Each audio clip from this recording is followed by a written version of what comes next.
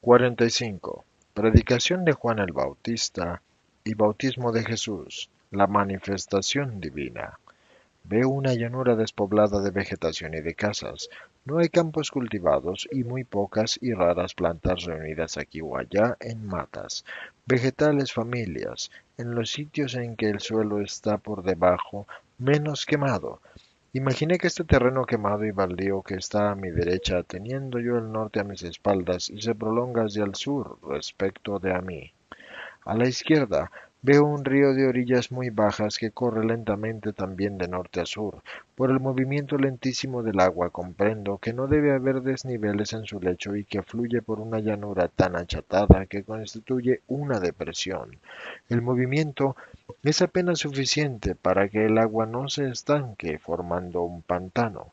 El agua es poco profunda, tanto que se ve el fondo, a mi juicio, no más de 1 metro como mucho 1 y medio. Tiene la anchura de Arno, hacia ese miniature en Poli. Yo diría que unos 20 metros. Pero no tengo un buen ojo para calcular con exactitud. Es de un azul ligeramente verde hacia las orillas, donde por la humedad del suelo hay una faja tupida de hierba que alegra la vista, cansada de la desolación pedregosa y arenosa de cuando se le extiende adelante. Esa voz íntima que le he explicado que oigo y me indica lo que debo notar y saber que me advierte que estoy viendo el valle del Jordán, y lo llamo valle porque se emplea esta palabra para indicar el lugar donde corre un río, pero en este caso es impropio llamarlo así porque un valle presupone montes, y yo aquí no veo montes cercanos, pero en fin, estoy en el Jordán y el espacio desolado que observo a mi derecha es el desierto de Judá. Si es correcto llamarlo desierto en el sentido de un lugar donde no hay casas ni trabajo humano. No lo es según el concepto que nosotros tenemos de desierto. Aquí no se ven esas arenas onduladas que nosotros nos pensamos, sino solamente tierra desnuda, con piedras y detritos esparcidos. Es como los terrenos aluviales donde de una crecida es la lejanía de las colinas. Además, junto al Jordán hay una gran paz, un algo especial superior a lo común, como lo que se nota en las orillas del Trasimeo. Es un lugar que parece guardar la memoria de vuelos de ángeles y voces celestes. No sé bien decir lo que experimento, pero me siento en un lugar en donde hablan al espíritu. Mientras observo estas cosas, veo que la escena se puebla de gente a lo largo de la orilla derecha respecto de mí. Del Jordán hay muchos hombres vestidos de diversas formas. Algunos parecen gente del pueblo, otros ricos. No faltan algunos que parecen fariseos por el vestido ornado de ribetes y galones. Entre todos ellos, en pie sobre una roca, un hombre a quien aunque sea la primera vez que lo veo, lo reconozco enseguida como el Bautista. Habla a la multitud y le aseguro que no son palabras dulces. Jesús llamó a Santiago y a Juan los hijos del trueno. ¿Cómo llamar entonces a este vehemente orador? Juan Bautista merece el nombre de rayo, avalancha, terremoto. Gran ímpetu y severidad manifiesta efectivamente en su modo de hablar y en sus gestos. Habla anunciando al Mesías y exhortando a preparar los corazones para su venida, extirpando de ellos los obstáculos y enderezando los pensamientos. Es un hablar vertiginoso y rudo. El precursor no tiene la mano suave de Jesús sobre las llagas de los corazones. Es un médico que desnuda y que hurga y corta sin miramientos. Mientras lo escucho, no repito las palabras porque son las mismas que citan los evangelistas, pero ampliadas en impetuosidad. Veo que mi Jesús se acerca a lo largo de un senderillo que va por el borde de la línea herbosa y umbría que sigue el curso del Jordán. Este rústico camino, más sendero que camino, parece dibujado por las caravanas y las personas que durante años y siglos lo han recorrido para llegar a un punto donde, por ser menos profundo, el fondo del río es fácil vadearlo. El sendero continúa por el otro lado del río y se pierde entre la hierba de la orilla opuesta. Jesús está solo. Camina lentamente acercándose a espaldas de Juan, se aproxima sin que se note y va escuchando la voz de trueno del penitente del desierto, como si fuera uno de los tantos que iban a Juan para que los bautizara y a prepararse para quedar limpios para la venida del Mesías. Nada le distingue a Jesús de los demás, parece un hombre común por su vestir, un señor en el porte y la hermosura, mas ningún signo divino lo distingue de la multitud. Pero diríase que Juan ha sentido una emanación de espiritualidad especial, se vuelve y detecta inmediatamente su fuente, baja impetuosamente de la roca que le servía de púlpito y va deprisa hacia Jesús, que se ha detenido a algunos metros del grupo apoyándose en el tronco de un árbol. Jesús y Juan se miran fijamente un momento.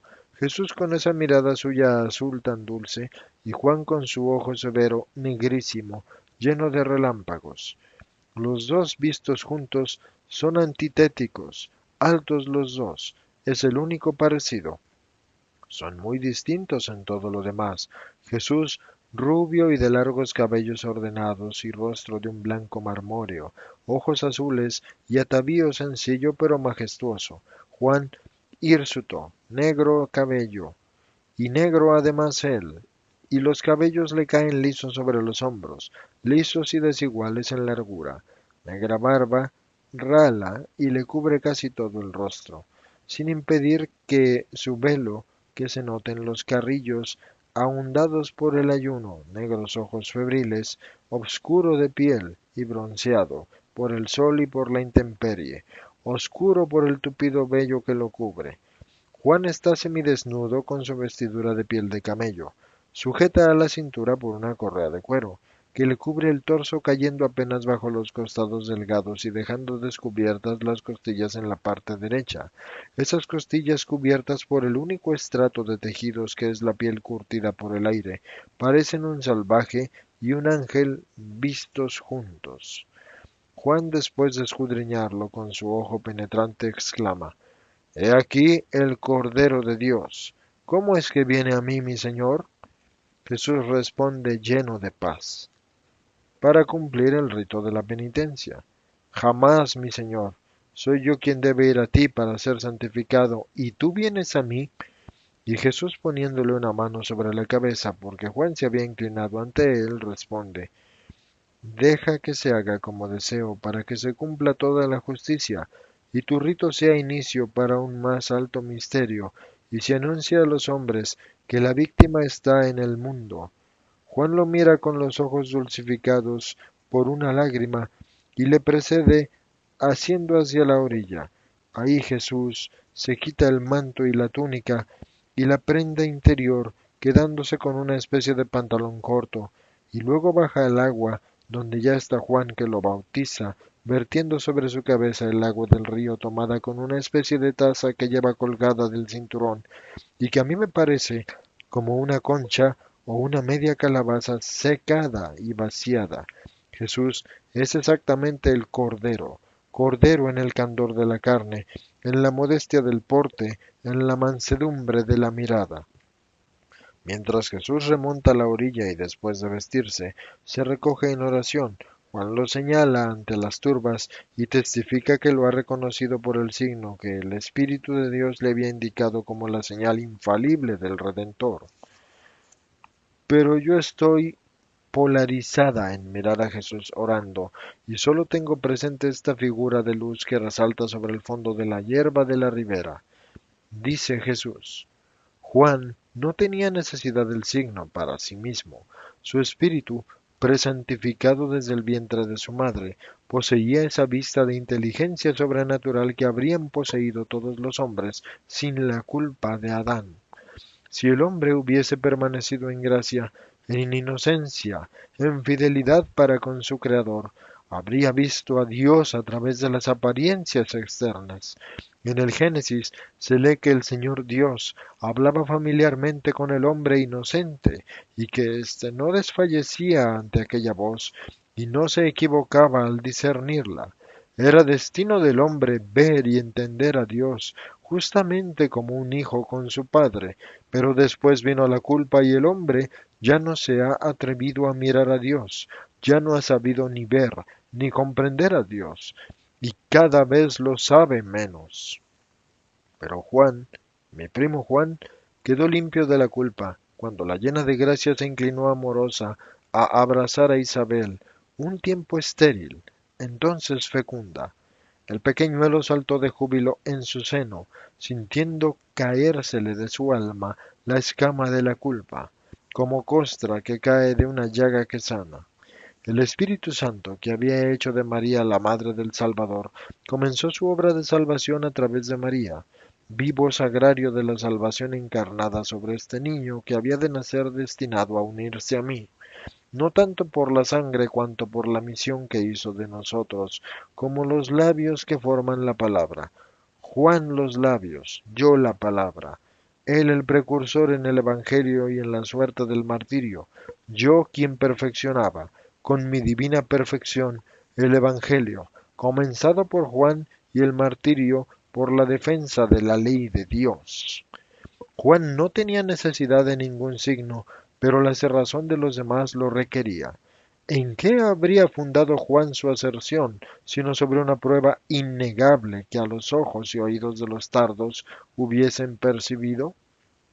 Tampoco yo tenía necesidad de bautismo, pero la sabiduría del Señor había juzgado que ese era el momento y el modo del encuentro, e induciendo a Juan a salir de su cueva de desierto y a mí a salir de mi casa, nos unió en esa hora para abrir sobre mí los cielos de donde habría de descender el mismo paloma divina sobre aquel que bautizaría a los hombres con tal paloma, y el anuncio, más potente que el angélico, porque provenía del Padre mío. Este es mi Hijo muy amado, con quien me he complacido, para que los hombres no tuvieran disculpas o dudas en el seguirme o en el no seguirme.